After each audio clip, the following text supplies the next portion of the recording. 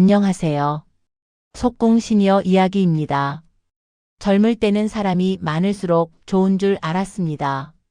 연락처가 많고 모임이 많으면 내가 잘 살고 있다고 생각했습니다.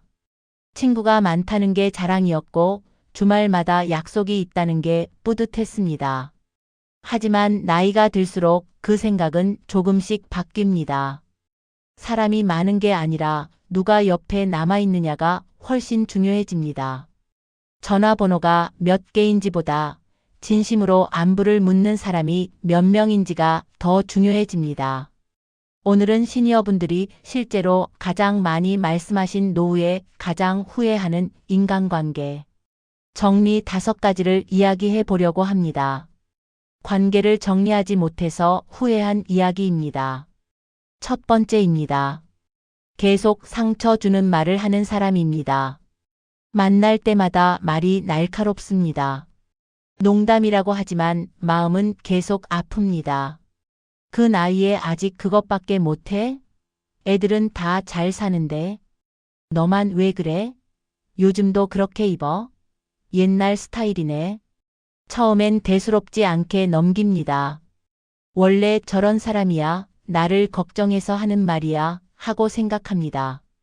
하지만 이런 말은 조금씩 마음을 갉아먹습니다. 만나고 나면 기분이 좋지 않습니다.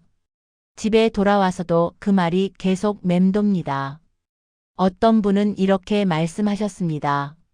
30년 지기 친구가 있었는데 만날 때마다 제 자식들 이야기를 깎아내렸대요. 아들이 작은 회사에 다니는데 그 친구는 만날 때마다 그 이야기를 꺼냈답니다. 너네 아들은 왜 좋은데 안 가냐고, 요즘 젊은 애들은 의욕이 없다고. 그러다가 결국 관계를 정리하셨답니다. 노후에는 위로보다 상처가 더 오래 남습니다. 젊을 때는 한 귀로 듣고 한 귀로 흘릴 수 있었습니다. 하지만 나이가 들면 그게 잘 안 됩니다. 말 한마디가 며칠 몇 주를 갑니다. 계속 아프게 하는 사람은 참을 대상이 아니라 거리를 둘 대상입니다. 두 번째입니다. 만날수록 기운이 빠지는 사람입니다. 만나기 전부터 괜히 피곤해집니다. 오늘 또 뭐라고 하실까? 또 무슨 불평을 들어야 하나? 그런 생각이 먼저 듭니다.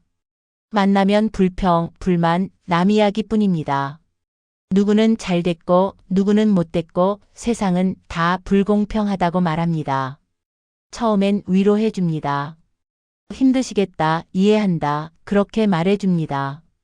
하지만 몇 번, 몇 년이 지나도 똑같은 이야기만 반복됩니다. 해결하려는 노력은 없고 하소연만 계속됩니다.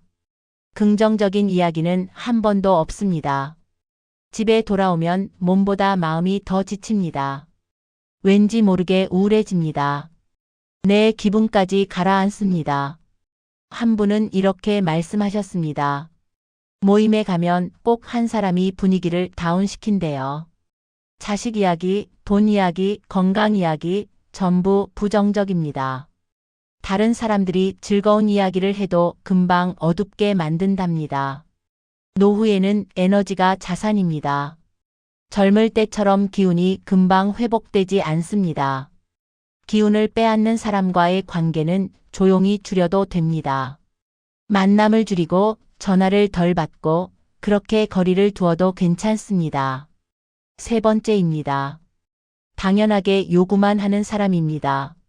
도와주는 건 항상 내 몫입니다. 전화는 부탁할 때만 옵니다. 이번만 도와줘. 가족이잖아. 친구 사이에 그것도 못 해줘. 처음엔 마음 써서 해줍니다. 당연히 도와야지, 어려울 때 서로 돕는 거지, 그렇게 생각합니다. 하지만 어느 순간 그게 의무가 됩니다.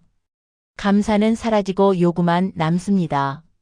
안 해주면 야박한 사람이 됩니다. 해줘도 고맙다는 말이 없습니다. 더 달라는 말만 있습니다. 한 분은 이런 경험을 말씀하셨습니다.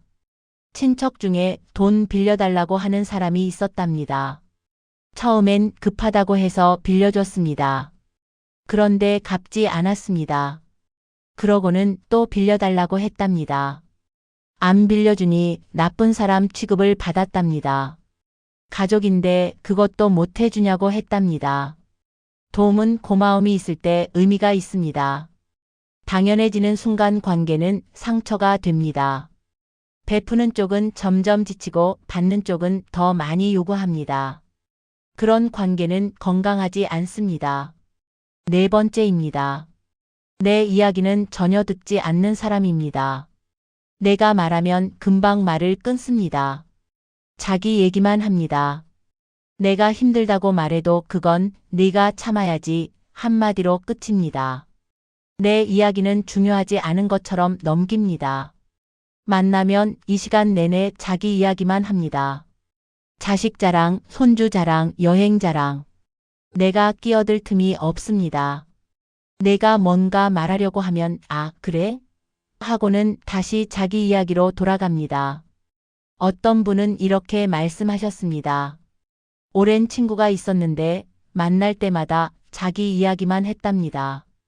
그분이 건강이 안 좋아서 병원에 다녀온 이야기를 하려고 했는데 친구가 말을 끊더래요.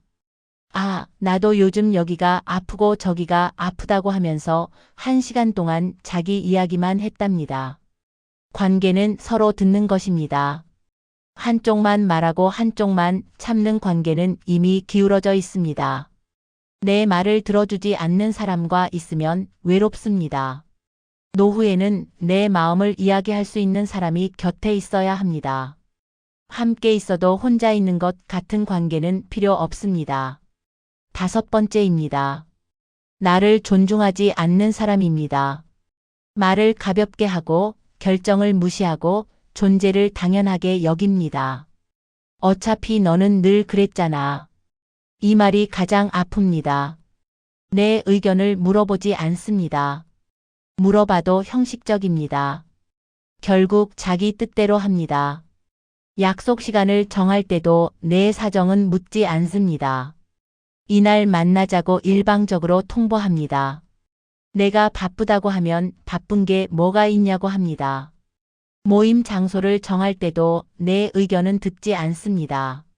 늘 자기 집 근처에서만 만나자고 합니다. 한 분은 이런 이야기를 하셨습니다. 형제 모임이 있는데 항상 자기 의견만 관철되는 사람이 있답니다. 다른 사람들 의견은 들은 척도 안 한답니다. 그래서 결국 모임에 안 나가게 되셨답니다. 억지로 참고 가느니 안 가는 게 낫더래요. 존중 없는 관계는 아무리 오래됐어도 건강하지 않습니다. 나이를 먹는다는 건 아무 관계나 견뎌야 한다는 뜻이 아닙니다. 오히려 나이가 들수록 나를 존중해주는 사람과 시간을 보내야 합니다. 여기까지 들으시면서 이런 생각 드셨을 수 있습니다. 그래도 오래된 인연인데 이제 와서 끊기엔 늦지 않았을까? 다른 사람들이 뭐라고 할까? 괜히 나쁜 사람 되는 거 아닐까? 하지만 관계를 정리한다는 건 버린다는 뜻이 아닙니다. 나를 지키는 선택입니다. 모두 끊으라는 이야기가 아닙니다.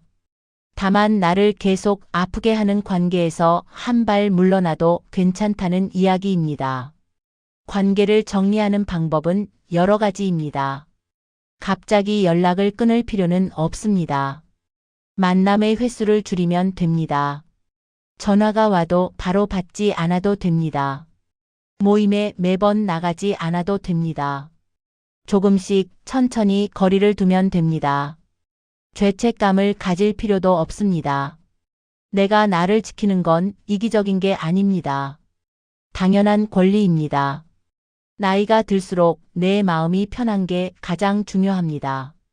노후에는 사람의 숫자보다 마음의 평안이 더 중요합니다.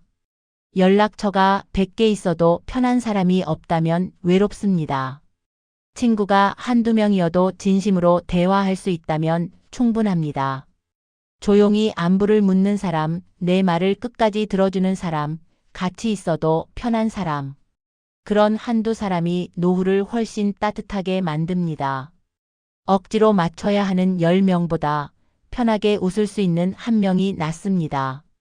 인간관계는 숫자가 아니라 질입니다. 많은 사람을 만나는 것보다 좋은 사람을 곁에 두는 게 중요합니다. 나를 힘들게 하는 관계를 정리하면 진짜 소중한 사람들을 위한 자리가 생깁니다.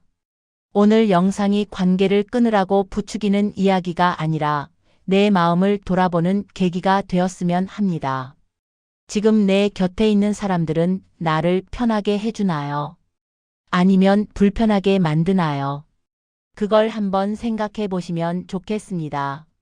나이가 들수록 중요한 건 많은 관계가 아니라 좋은 관계입니다. 나를 존중해주고 내 말을 들어주고 함께 있으면 편안한 사람. 그런 사람들과 남은 시간을 보내시길 바랍니다. 속공 시니어 이야기였습니다. 고맙습니다.